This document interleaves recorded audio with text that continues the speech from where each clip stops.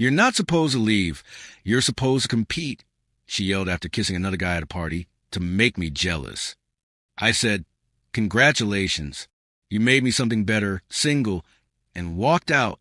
She followed me to the car, banging on the window. I drove away. I'm writing this now with some distance, not because I suddenly became wise or stoic or emotionally bulletproof, but because enough time has passed that I can finally separate what actually happened from the version I kept rewriting in my head to justify staying. And if this reads long, it's because the relationship was long and messy and full of moments I ignored on purpose.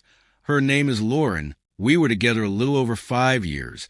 And if I'm being honest with myself, which I'm trying to, do here even if it makes me look foolish, the cracks didn't start near the end. They were there early. I just painted over them because the good parts felt intense and meaningful, and I mistook intensity for depth. She had this way of making everything feel urgent, like emotions were emergencies that needed immediate action. And at first that felt like passion, like being chosen, like being wanted so badly it hurt. But over time it turned into something else, something exhausting, a constant state of readiness where I was always anticipating the next test, without realizing that's what it was. Tests, little ones at first, stories about guys hitting on her at the gym, exes who randomly texted her late at night, comments about how other men would never let that slide, and I'd respond the way I thought a secure partner should: calm, trusting, supportive, and she'd smile, but it wouldn't reach her eyes, and later she'd tell me she felt invisible, like I didn't care enough, and I'd apologize even though I didn't fully understand what I'd done wrong. I told myself this was normal, that long relationships have phases where one person needs reassurance, that love sometimes means stepping up even when you're tired. And so I stayed, I adapted, I played along, not consciously, not with a plan, just gradually, like how people are just a background noise until they don't realize how loud it is anymore. The night of the party felt important before it even started. We argued in the car about something small that turned into something big. She said I wasn't present, that I was somewhere else lately. I said work had been draining me, which was true, but it landed like an excuse to her. I could see it on her face, that tightening around her mouth, the disappointment that came when I didn't escalate, because escalation was what she wanted. She wanted me to pull the car over and swear allegiance under a streetlight, to make a dramatic promise that would soothe whatever fear she was carrying that week. But I didn't have it in me, and instead I followed her into her friend's apartment carrying that familiar sense of dread, the one that comes when you know you're already behind in an argument you don't fully understand. The place was packed, loud, humid with bodies and music and spilled beer. I grabbed a drink for her like a peace offering, hoping the noise would smooth things over, and that's when I saw her on the balcony with a guy I vaguely recognized, Ryan, from her spin class, and they weren't hiding. That was the first thing that struck me. They were framed perfectly by the dim light from the street, her back to glass, his hands relaxed, confident. And when they kissed, it wasn't sudden or sloppy. It was slow, deliberate, and what locked everything into place for me was her eyes, because she looked straight at me while it was happening and didn't look away, didn't flinch, didn't hesitate. She held my gaze like she was waiting for something, daring me to react. And in that moment, something inside me didn't explode the way it had in past fights.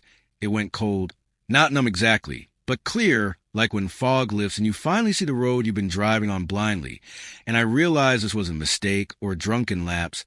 It was performance, and I was the intended audience, and suddenly a dozen old memories lined up behind it. The expensive dinner receipt I found in her jeans months earlier, with a co-worker's name scribbled on it. The way she acted offended when I asked, relieved when I backed down, then angry later that I hadn't been more upset. The time she told me during a fight that my calm scared her because it made her feel like she didn't matter, which I now understand meant she wanted proof of importance through jealousy, not consistency. I set the drinks down carefully because my hands were steady in a way that surprised me, walked toward the balcony as the crowd parted instinctively. Ryan saw me and suddenly looked, less confident, less amused, like he'd wandered into a story that wasn't about him after all. Lauren turned, flushed, energized, ready. She was braced for a scene, for raised voices and accusations, and some kind of dramatic reconciliation. And when I told him to leave, he did, quickly. And when she smiled like she'd won something, like now she finally had my attention, I felt this wave of exhaustion so deep it was almost peaceful.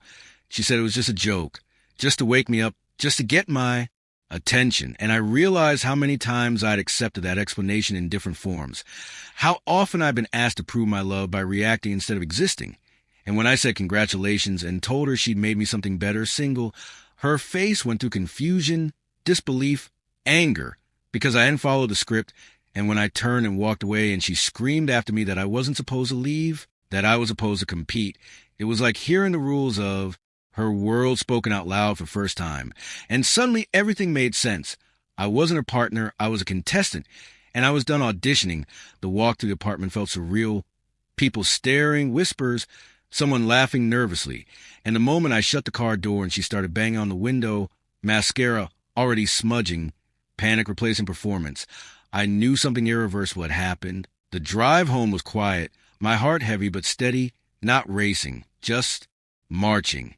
And when I got inside my apartment, I stood there for a long moment breathing, noticing all the little ways she'd occupied the space without officially moving in, the throw pillows she picked out, the fancy soap she insisted on. And instead of collapsing, I grabbed a box and started packing her things slowly, methodically, not angrily, not ceremonially, just practically, like returning borrowed items. And when my phone lit up with missed calls and messages, I blocked her, without drama, because it wasn't about punishment. It was about boundaries. The first week afterward felt strangely hollow, like the emotional weather system that had dominated my life for years had suddenly vanished, leaving behind this loud quiet. I went to work, cooked simple meals, slept deeply, and friends reached out saying she was devastated, that she hadn't meant it, that I should talk to her for closure. And I saw how manipulation spreads socially, how other people become carriers for guilt, and I declined not out of cruelty, but because closure for me had already happened on that balcony. Weeks passed. I heard through mutual friends that she started seeing Ryan, then that he'd ghosted her, said she was too intense, and the irony wasn't satisfying so much as confirming, like seeing a pattern complete itself. I joined a gym because I needed somewhere to put the leftover energy, not to transform myself, just to feel grounded. And one evening I saw her there, thinner, eyes hollow, wearing clothes that looked defensive rather than styled. And when she confronted me, accused me of quitting, of overreacting, of making her feel like nothing, I saw the old script surface again, anger as bait, and I refused to bite, quietly asked the staff to intervene when she wouldn't stop, not to humiliate her, but in the scene. And walking away from that was a moment I understood this wasn't about strength or weakness anymore. It was about survival. Months later, I met Hannah at a bookstore, a conversation about a dog-eared novel turned into coffee, turned into ease, and be able to feel like exhaling after years of holding my breath. No tests, no performances, just presence. And when we ran into Lauren at a friend's wedding, her standing alone near the bar watching us dance, I felt nothing sharp, just a distant recognition. She apologized later, sincerely, more sincerely than ever before, and for the first time I believed she meant it. But apologies don't rewind evolution.